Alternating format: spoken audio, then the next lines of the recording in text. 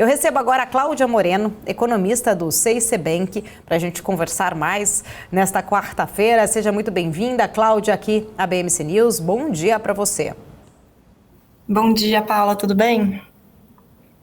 Obrigada. Eu não estou ouvindo a Cláudia, eu não sei se é meu ponto. Deixa eu só pedir para o pessoal aqui do Switcher me avisar. Não sei se é meu ponto que acabou a bateria ou se... Agora sim, tá bom, vamos lá. Cláudia, muito bom dia, obrigada pela sua presença. Agora sim, estou te ouvindo. Obrigada. Eu queria começar, uma pergunta meio que clichê, mas hoje é a super quarta, ou seja, a gente tem aí duas decisões importantes. O nosso telespectador fica aqui muito de olho, aguardando, principalmente por conta das reações dos mercados sobre política monetária nos Estados Unidos. Aqui no Brasil, tudo indica que realmente vamos ter aí os juros mantidos, a Selic em 13,75. Lá também há uma grande perspectiva, mais de 99% ali, apostando que venha 0,25%, mas o que todo mundo quer entender é a sinalização, principalmente do Fed, as falas de Jerome Powell, para trazer aí se vai continuar ou não o aperto monetário, se seria o fim dessa subida de juros por lá. Queria entender um pouco mais da sua visão em relação a esta super quarta. Exatamente, Paula. Então, hoje, essa semana, em si tem bastante decisão de política monetária. Amanhã a gente tem também a decisão do Banco Central Europeu e hoje é a vez do Fed e do Copom por aqui, Então, o Fed, a expectativa é que ele suba 25 pontos base, E o foco vai ser, de fato, o que ele vai falar, o Fed já fez uma subida de juros, os juros já estão num patamar restritivo para a economia e a discussão agora é até onde vai essa alta dos juros. Então, a expectativa é que ele sinalize algumas altas, pequenas altas para as próximas reuniões e que depois termine o ciclo de juros. E aí, indo aqui para o Brasil, como você falou, a expectativa é praticamente consenso, que ele vai manter a taxa Selic em 13,75 e a gente vai ficar de olho no que ele vai comunicar no texto que ele divulga com a decisão, Na nossa visão, ele deve dar uma atenção especial à parte de expectativa de inflação que a gente tem visto subindo nas últimas semanas, últimos meses até. E aí um ponto relevante que eu queria trazer aqui é que as expectativas não só para a inflação de 23 e 24 estão subindo, mas a gente está vendo a expectativa de inflação subir para 25, 26, 27. A gente já está, quando eu digo expectativa, é daquele boletim Focus que o Banco Central divulga, E a gente já está vendo os analistas, são mais de 100 instituições que colocam essas expectativas, já esperam que a inflação de 2026 e 2027 seja acima da meta de 3%. E isso é uma coisa relevante, é importante, é ruim para o Banco Central ter essas expectativas subindo, e a gente acha que o Banco Central deve dar um discurso um pouco mais duro em relação a isso, Ele deve afirmar que ele vai manter essa taxa em 13,75 por um período prolongado, até que essas expectativas de inflação voltem para a meta de inflação e também até quando o modelo do Banco Central, que ele tem os modelos de inflação dele, indiquem que a inflação está voltando para a meta. Inclusive, Cláudia, a gente tem visto, todo este cenário, especificamente aí, muitas dúvidas, vamos dizer assim, talvez seja essa palavra, muitas dúvidas acerca ainda da política econômica, do governo. A gente tem aí visto com isso o prêmio de risco mais alto, sendo exigido aí pelo mercado mais alto, as curvas de juros subindo bastante. Estava até aqui olhando agora há pouco, depois a Débora pode até atualizar, mas o juro real longo ali que a gente teve atingiu o maior nível desde 2016. Queria que você comentasse um pouco mais, o mercado pedindo aí essas taxas mais altas para comprar os títulos. Ainda há muita dúvida em relação a este fiscal. Qual que é a sua visão, em relação a isto? Acho que a principal questão é a questão fiscal, A gente tem uma dívida pública já elevada para padrão de país emergente, e a gente não tem muito perspectiva de para onde vai. A gente tem uma projeção do ano passado, a gente olha muito para a dívida líquida, que desconta principalmente as reservas que a gente tem no Banco Central, A dívida já subiu no ano passado e a projeção é que ela continue subindo. A gente teve um superávit primário no ano passado, mas esse ano próximo a perspectiva é que a gente volte a ter déficits, ou seja, essa dívida vai continuar subindo ainda mais rápido. E o que é importante para o investidor? É importante para o investidor olhar para o país e ele ver que o Brasil está cuidando das contas públicas, né? Que o país é austero.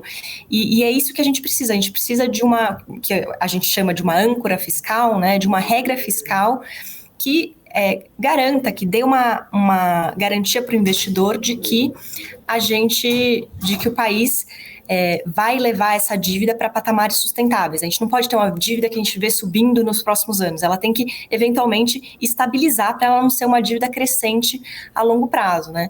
Então, eu acho que esse prêmio de risco que está aí é especialmente em função do fiscal. Então, a gente aguarda que o governo se posicione, né? O Haddad já falou que ele deve fazer isso até abril, então a gente espera que isso aconteça, para que o investidor possa se sentir mais seguro, né, de investir no país.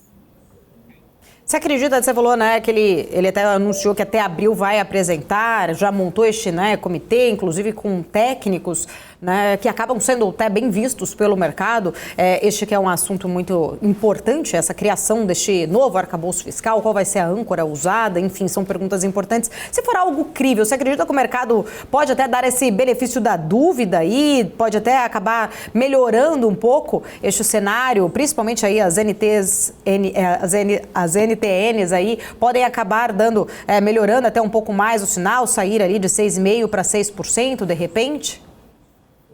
Eu acho que essa vai ser uma sinalização importante, né?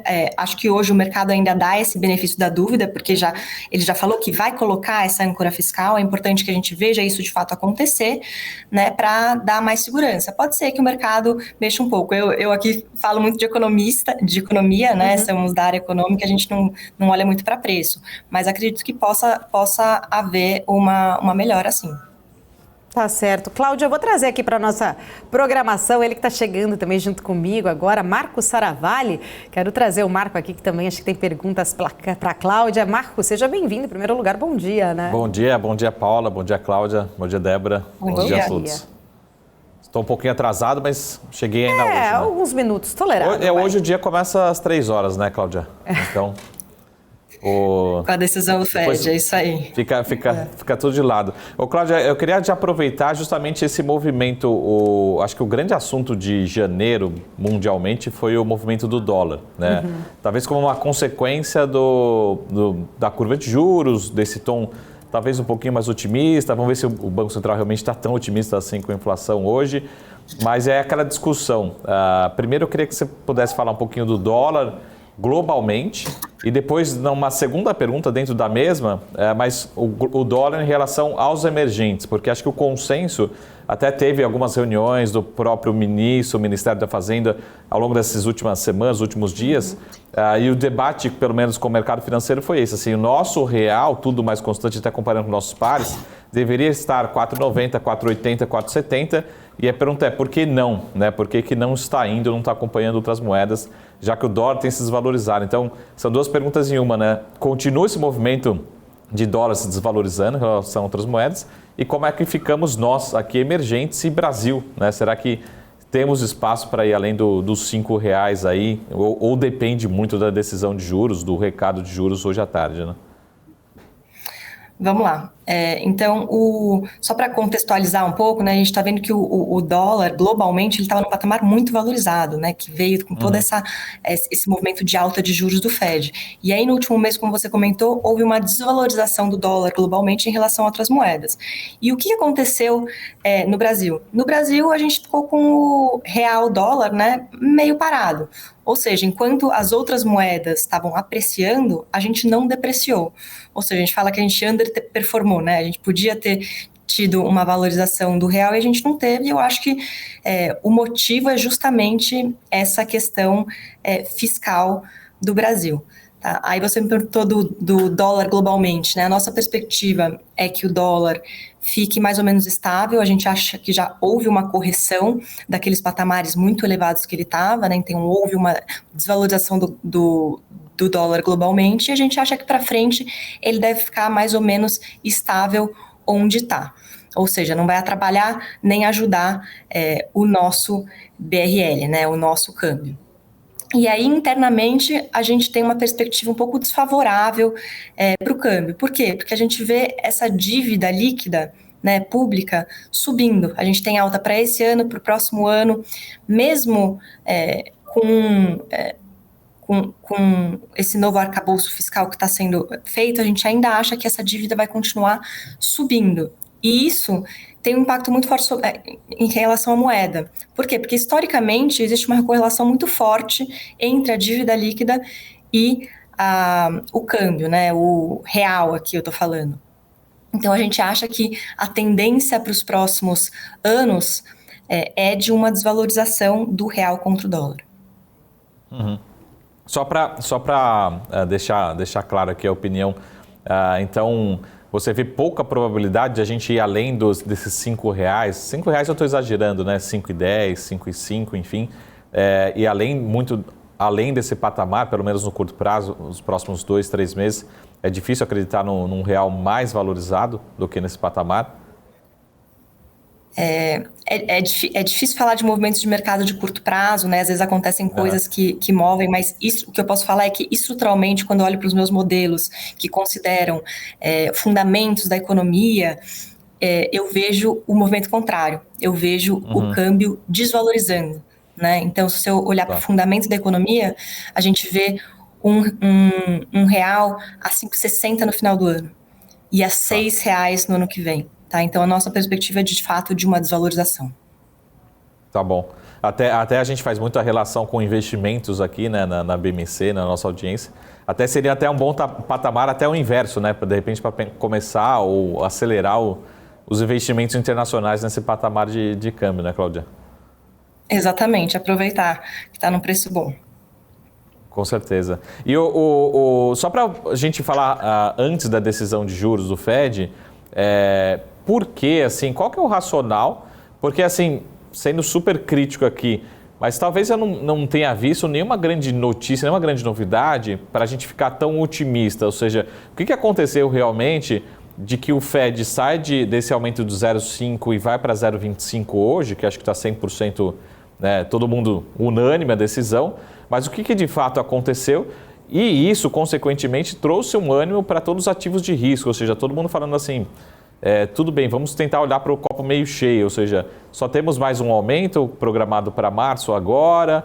Será que a inflação está tão bem assim, está tão bem comportada nos Estados Unidos? Assim, o que o mercado viu para ficar tão otimista nesses últimos 30 dias, pelo menos nesse mês de janeiro, em relação a juros e, consequentemente, em relação a ativos de risco, né, de uma forma geral, sobretudo nos Estados Unidos?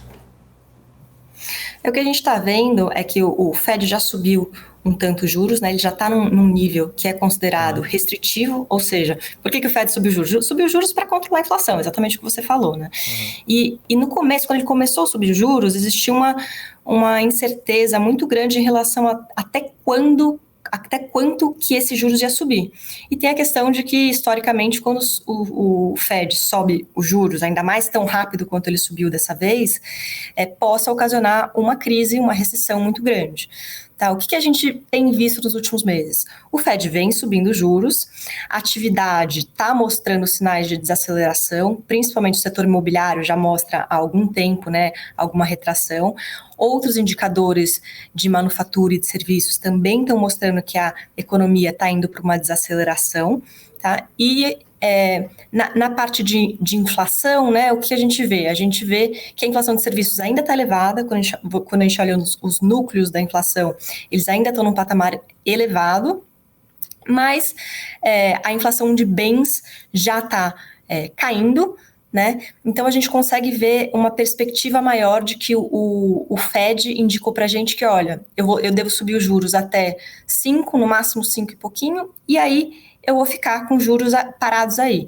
O Fed dando essa sinalização de que isso vai ser suficiente para trazer inflação para a meta, isso dá um conforto para os investidores, né? Você fica com um cenário mais previsível. E eu acho que é isso que o investidor está vendo. É por isso que existe esse otimismo tão grande. E aí que eu queria só colocar um pouco a nossa visão, né? A gente acha que de fato ele sobe os juros até 5 e pouquinho, mas ele deve permanecer com esses juros elevados por bastante tempo. Por quê? Porque o mercado de trabalho nos Estados Unidos está muito aquecido. E a gente acha que isso vai demorar para ser revertido, porque ele realmente, se você olhar para os dados, assim, hoje você tem uma oferta de 1,7 vagas de emprego para cada trabalhador desempregado, né? Para cada desempregado. Isso é um patamar muito, muito elevado, que vai demorar para desaquecer. Então, a gente acha que o Fed deve subir os juros até 5 e pouquinho, e deve demorar para conseguir reduzir esses juros. A gente acha que só lá para 2024 que ele consegue começar a queda dos juros. Agora, em relação ao clima global, né, eu acho que é principalmente isso. Agora a gente consegue ter uma perspectiva melhor de para onde as coisas estão indo. Cláudio, deixa eu só fazer uma última pergunta, foi um assunto da semana passada, mas é meu momento aqui de consultoria, então o pessoal da BMC me dá espaço aqui, eu aproveito. Mas o tema da semana passada foi a moeda única entre Brasil e Argentina, né? Assim, não se sabe o modelo certo, a proposta, enfim, quais são os próximos passos, mas em relação à opinião de vocês, assim, principalmente a opinião da Cláudia como economista, o que de fato deve acontecer? Deve ser realmente um assunto que perde força ao longo das próximas semanas, próximos meses? Deve continuar? Né? Lógico que pelo menos a proposta inicial não era nenhuma substituição das moedas, enfim. Mas, enfim, o que realmente pode o Brasil, né, de certa forma, ser beneficiado ou ser prejudicado dentro dessa proposta inicial, realmente de ter uma moeda comum, sobretudo junto com a Argentina, focado realmente em transações aí, comerciais da região entre os dois países, né? A proposta depois esclareceram, né, que a proposta era em relação a uma moeda comum, pelo menos inicialmente, não uma moeda única, então a gente ia manter o nosso real, eles manteriam o peso e a gente ia ter uma moeda única para transacionar. Então, o primeiro ponto que eu quero colocar aqui é qualquer coisa que for de fato feita nesse sentido vai demorar um tempo para acontecer. Então, a gente não vai ver o efeito disso no curto nem médio prazo. Então, a gente ainda vai demorar uns anos para ver se de fato isso vai conseguir ser feito. Agora, minha opinião, né, como economista, qual que é toda a questão que eles querem fazer? Eles querem tirar a moeda, o dólar, das transações comerciais, né? Então, qual que é o incentivo para o Brasil, o benefício para o Brasil? A gente fazer mais transações com a Argentina. A gente exporta coisas para a Argentina, facilitar esse intercâmbio comercial, o que é positivo para o Brasil. Agora, tem que tomar cuidado para a gente não estar tomando muito risco nessa situação, né? Por quê? Porque a Argentina ela tem um problema de dívida muito elevada, de inflação muito, muito elevada, ela não tem credibilidade no mercado externo para conseguir financiamento, e o que o governo está querendo fazer é conceder financiamento para a Argentina. A gente precisa ter uma garantia de que isso vai ser pago, né? Então, isso precisa ser estruturado de uma maneira que a gente não fique com todo o risco de não ser pago, né? Então, isso que eu acho que seria importante. E acho que a gente tem que avaliar se o custo, né, de fazer algo desse tipo vale todo o risco que a gente estaria correndo. Tá certo. Cláudia, quero agradecer. Obrigada pela sua presença, pelo seu tempo. Volte sempre. Imagina, obrigada a vocês.